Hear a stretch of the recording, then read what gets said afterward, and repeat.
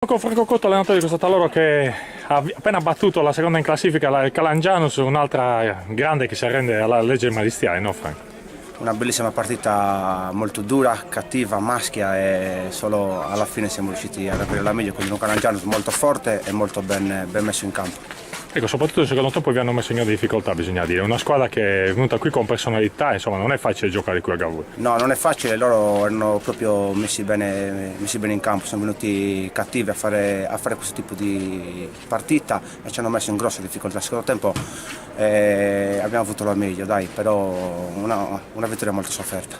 Certo Franco, un campionato insomma, dove state venendo fuori alla grande, possiamo dire. Punti salvezza, c'erano periodi peggiori e questi punti ce li prendiamo e ce li teniamo ben stretti. Anche oggi il pubblico voleva, insomma, vi ha spinto fino alla fine alla caccia di questo gol che ha fatto su questo calcio di rigore, su cui ci sono state un po' di proteste dei giocatori del Calangiano, su un fallo di mani che l'arbitro ha punito. Io sinceramente non l'ho nemmeno visto, poi è giusto che gli avversari protestino quando c'è un rigore contro, però penso che non abbiamo demeritato, non abbiamo rubato niente. Ecco, questo campionato Tortolì che praticamente sta facendo corsa a sé, di quelle che stanno dietro, secondo te chi potrebbe arrivare davanti nei playoff?